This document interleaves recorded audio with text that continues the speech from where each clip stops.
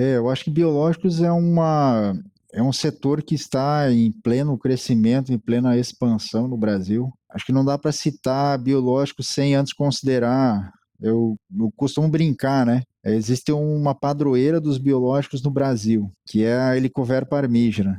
Né? Quando entrou a Helicobacter parmígera, se voltou a pensar em manejo integrado de pragas, se voltou a buscar biológicos, né? Baculovírus foi um exemplo fantástico, controlou muito bem. Helicobacter se importou baculovírus da Austrália, dos Estados Unidos. Então foi algo fenomenal, né? Coisa que nós tínhamos lá na década de 90 com os de baculovírus anticárcia apenas. E depois que entrou os inseticidas químicos, se esqueceu, né? Os biológicos. Mas muitas empresas se manteram, né? Resilientes, confiantes, e apareceu o momento delas, né? E a partir disso que se desenvolveu muito, né, biológicos, e acho que agora nós temos até dá para, talvez depois saia uma citação, Perini 2023 ali, agora você tem uma santa dos biológicos também, não é só a padroeira.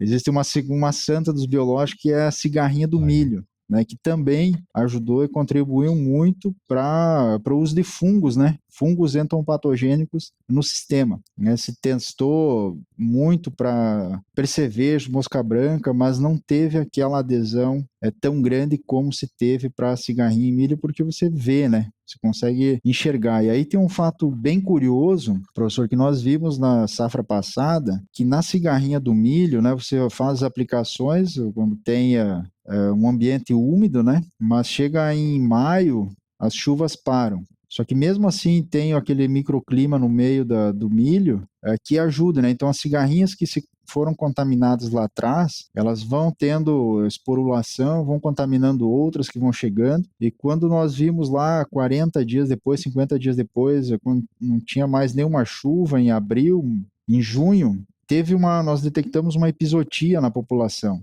Né? Ou seja, ou quase todas as cigarrinhas estavam contaminadas. Então aí vai um ponto, acho que de atenção, né, que para algumas pragas os fungos são muito eficazes, né, extremamente eficazes, às vezes até quando não se tem muita umidade, porque a própria cultura acaba formando aquele microclima e favorecendo. Então, isso eu acho que é bastante importante, e mesmo numa condição de seca, o que o fungo precisa às vezes? Precisa o inseto, né? Quando você aplica fungo e não tem inseto, você perde o fungo, porque não tem o inseto para ele contaminar, esporular e tudo mais. Lógico que tem que ter, bom ter umidade, sim. O que mata fungos, o que mata baculovírus é a radiação solar. Então, quando você tem uma cultura mais fechada, forma aquele microclima, ambiente mais sombreado, e você pulveriza, às vezes mesmo com uma condição mais seca, você consegue ter um bom resultado. O que você precisa é inocular o sistema. Um dos conceitos mais clássicos de controle biológico é inoculativo. E agora, nesse período de seca que a gente pegou, se o produtor fez a aplicação, o vírus ou mesmo a bactéria, ela nesse ambiente seco, ele perde também a sua viabilidade?